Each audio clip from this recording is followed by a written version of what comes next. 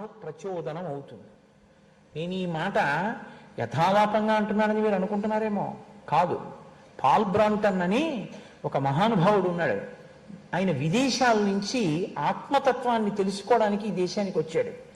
వచ్చి పరమాచార్య స్వామి వారి దర్శనం కూడా చేశాడు ఆయన. ఆ పాల్ బ్రాంటన్ ఇక్కడ ఎందరినో కలుసుకున్నాడు. కలుసుకుని నా తృప్తి కలగలేదు, నాకు తృప్తి కలగలేదు, ఇక్కడెవరు నాకు సరైన సమాధానం చెప్పలేదని అతను వెళ్ళిపోతున్నాడు ఈ దేశం నుంచి. వెళ్ళిపోతుంటే ఎవరో చెప్పారు, ఒక్కసారి రమణ మహర్షి దగ్గరికి వెళ్ళండి, అరుణాచలంలో ఉన్నారు అని. ఆయన భగవాన్ రమణుల యొక్క ఆశ్రమానికి వెళ్ళారు. వెళితే కొన్నాళ్ళు ఉన్నారు. ఆయనకేం తోచలేదు. ఆయన ఆ సోఫాలో పడుకునేవారు, ఈయన అక్కడ కూర్చుని ధ్యానం చేసేవారికి ఈయన మనసు నిలబడేది కాదు. ఒకరోజు ఇంక నేను వెళ్ళిపోతున్నాను స్వామి అని చెప్దామని అనుకుని వెళ్ళారు. వెళ్ళి కూర్చున్నారు. రమణులు తీక్షణమైన దృష్టితో దృష్టిపాతం చేశారు. అలాగే ఆయన కళ్ళల్లోకి చూశారు. అంతే స్తంభీభూతుడైపోయాడు. ఆయనకి ఆత్మ అనుభవంలోకి వచ్చింది. ఆయన వ్రాసినటువంటి పుస్తకాల చేత ఇవాళ ప్రపంచంలో అనేక దేశాలలో భగవాన్ రమణుల గురించినటువంటి విషయం తెలిసి మనం ఆశ్చర్యపోతాం. ఇక్కడుండి మనం వెళ్ళడానికి వెనక ముందులు ఆలోచిస్తాం.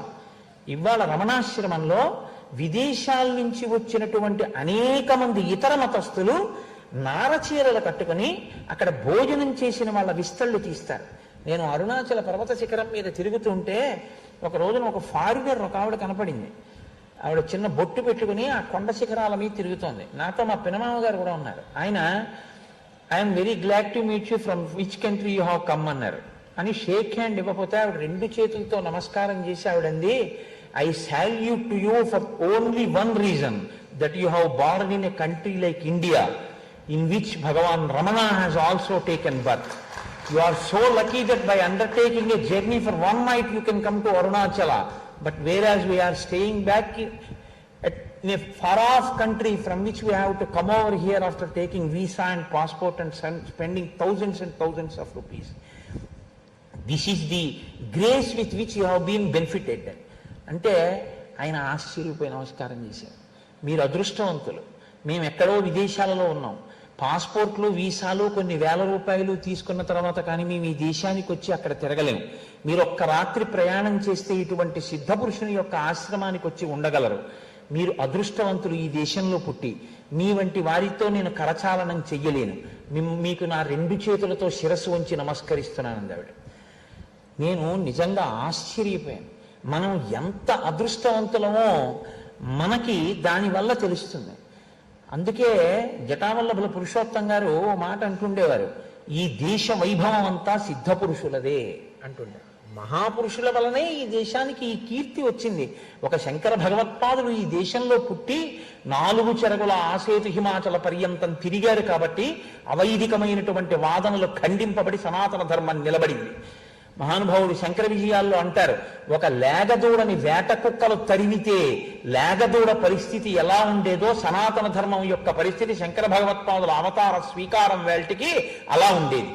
అందుకే శంకర భగవత్పాదులు అవతరించిన తరువాత సత్యదండాన్ని చేతపట్టి అవైదిక వాదనలు ఖండించి సనాతన ధర్మాన్ని నిలబెట్టిన మహాపురుషుడైన శృతి స్మృతి పురాణానాం ఆలయం కరుణాలయం నమామి భగవత్పాద శంకరం లోకశంకరం. అటువంటి వారి వల్ల ఈ జాతికి ఖ్యాతి వచ్చింది తప్ప సంపత్తితో కూడినటువంటి విధానం చేత భోగాన్ని అనుభవించేటటువంటి అనురక్తి చేత ఈ దేశానికి పేరు రాలేదు. కాబట్టి శతానందం పురస్కృత్య పురోహితం అనిందితం, శతానందనితో కలిసి ఆ జనక మహారాజు గారు విశ్వామిత్ర దర్శనానికని బయలుదేరి వెళ్ళారు.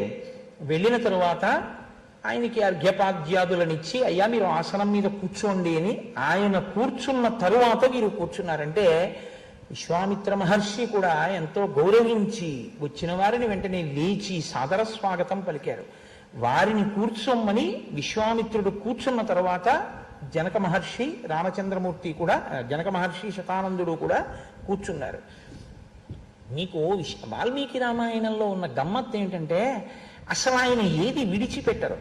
ఆయన తాపత్రయం ఏమిటంటే లోకం దీన్ని చదువుకుని అనువర్తించడం నేర్చుకోవాలి అని ఆయన బాధ. ఒక మహాత్ముడి దగ్గరికి వెళ్ళినప్పుడు ఎలా నించోవాలి, ముందు ఏం మాట్లాడాలి, ముందు మనం కూర్చోవడమా, ఆయన కూర్చున్నాక మనం కూర్చోవడమా, ప్రతి చిన్న విషయాన్ని వాల్మీకి స్పృశిస్తారు. అందుకే మనిషిని మనీషిగా తయారు చేయడానికి, మనిషిని మనిషిగా బ్రతికించడానికి రామాయణం కన్నా ఔషధం ఉంది అని నేను అనుకోను. శ్రీరామాయణం అద్వితీయమైనటువంటి కావ్యం, అమృత ఫలం అది.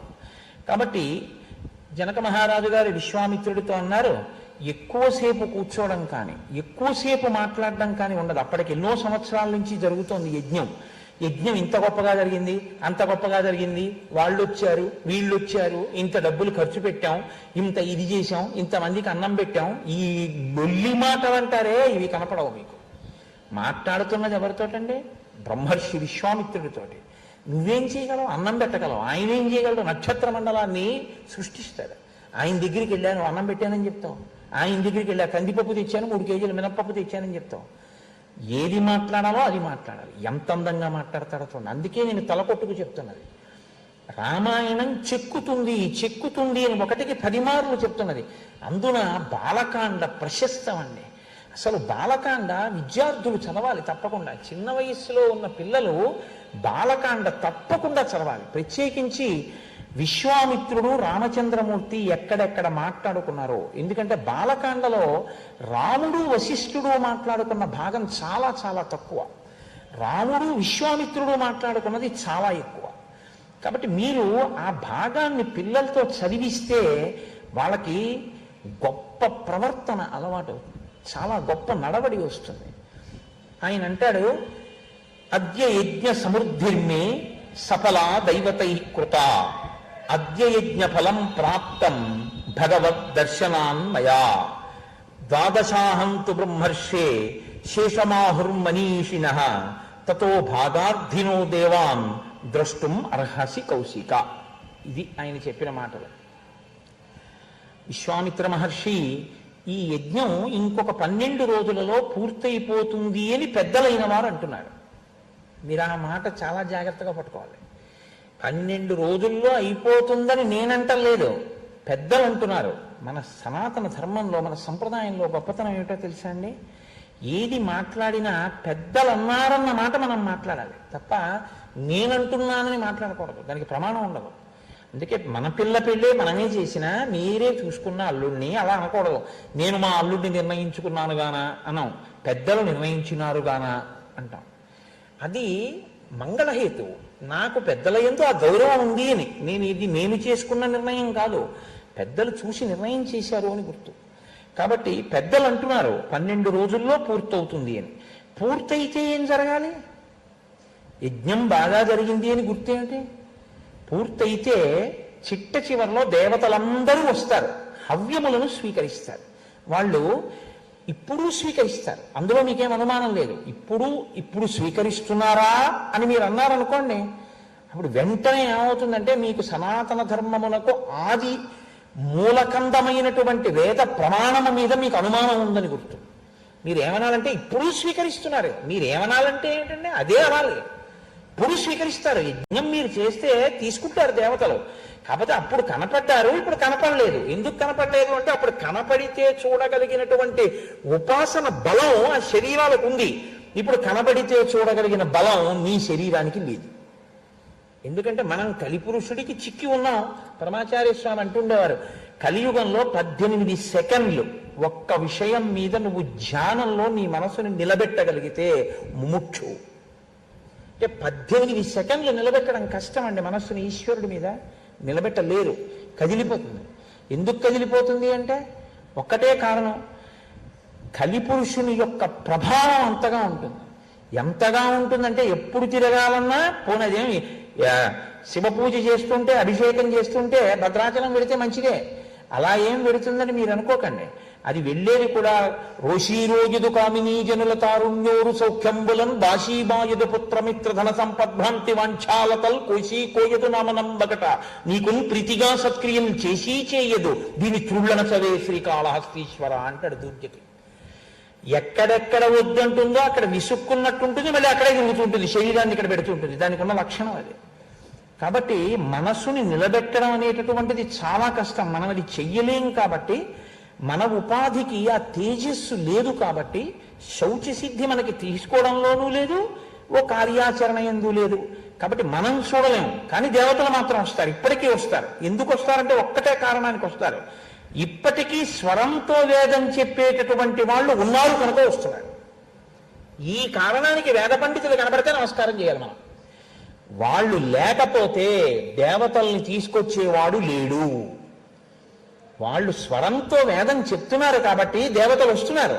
దేవతలు వస్తున్నారు కాబట్టి మీరు హవిస్సు ఇవ్వగలుగుతున్నారు.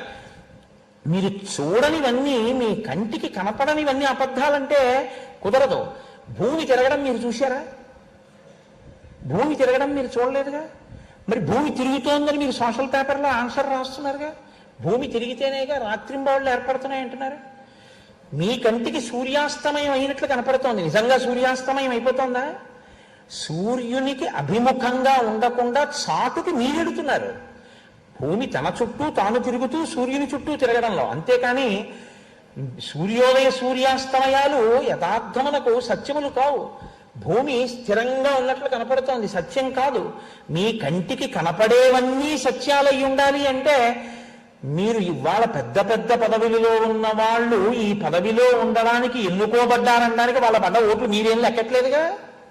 మరి అది నమ్మి మీరు వాళ్ళని గౌరవించినప్పుడు వేదాన్ని నమ్మి దేవతలు ఉన్నారని ఎందుకు గౌరవించరు? నమ్మకం ప్రధానం.